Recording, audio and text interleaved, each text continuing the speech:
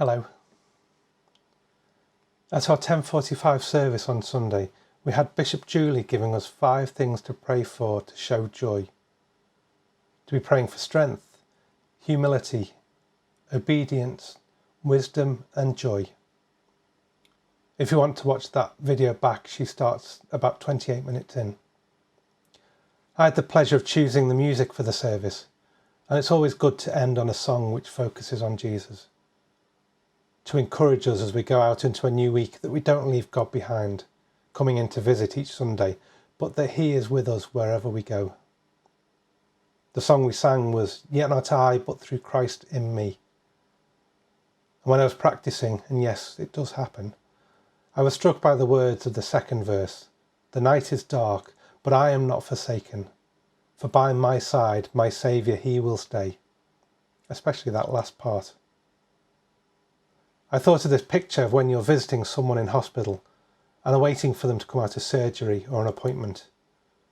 You sat in the waiting room concerned for them, but also bored out of your mind, because waiting rooms are boring. And then there was this idea that by my side, the Saviour, He will stay.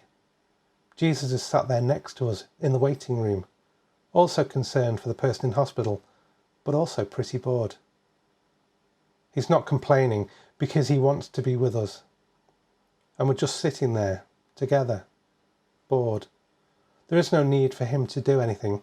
The doctor's looking after the person we're waiting for, and they have their God-given skills to do what they need.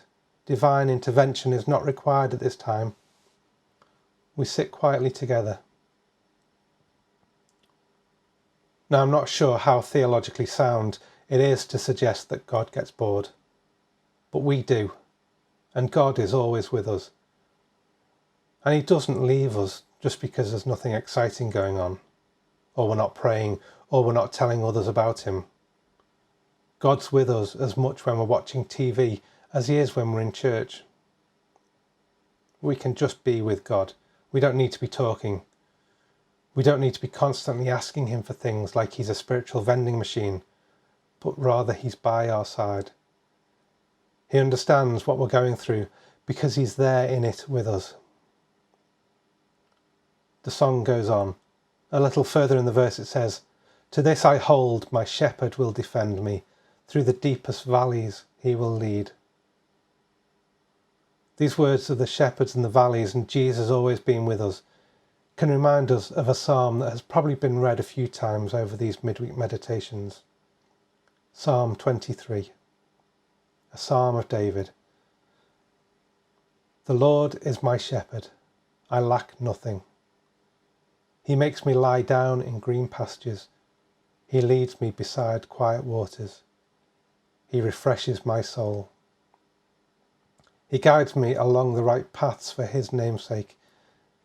Even though I walk through the darkest valley, I will fear no evil, for You are with me. Your rod and Your staff, they comfort me. You prepare a table before me in the presence of my enemies. You anoint my head with oil. My cup overflows. Surely Your goodness and love will follow me all the days of my life, and I will dwell in the house of the Lord forever." The psalm starts off with such a nice picture. Being made to rest, quiet waters, refreshing souls. How nice does that sound? How often do we find that rest? Not the rest of us sitting in a waiting room, but that real rest where our soul relaxes. I suspect for many, we don't find it often enough. But even the rest seen in this psalm is not permanent. The quiet waters are replaced by dark valleys. And as we travel through life, these dark times will happen. This doesn't mean that Jesus has abandoned us. Even with Jesus guiding us, the right paths will take us through some hard times. The passage on Sunday in 1 Peter talks about not being surprised when times are tough, and this is repeated elsewhere. "Consider it pure joy, my brothers and sisters," James says. "Consider it pure joy whenever you face trials of many kinds." This one takes some convincing, but James goes on. Consider it pure joy, my brothers and sisters, when you face trials of many kinds, because you know that the testing of your faith produces perseverance. Let perseverance finish its work so that you may be mature and complete, not lacking anything. The Lord is my shepherd, I lack nothing. The psalmist David had been through these tough times. He had faced trials of many kinds.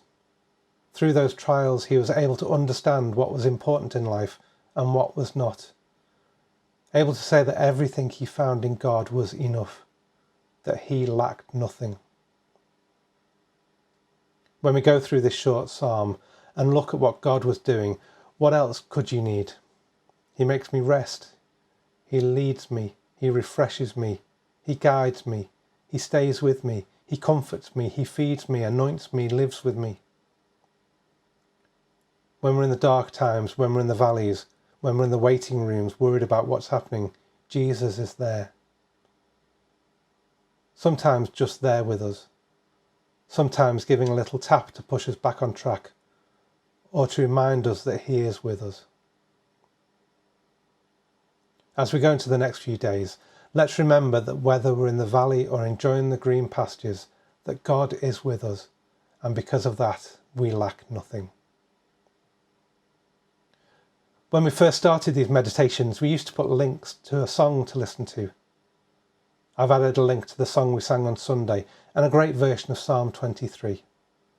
The links are in the description on YouTube and just below if you're watching from the Notices website. Have a good week.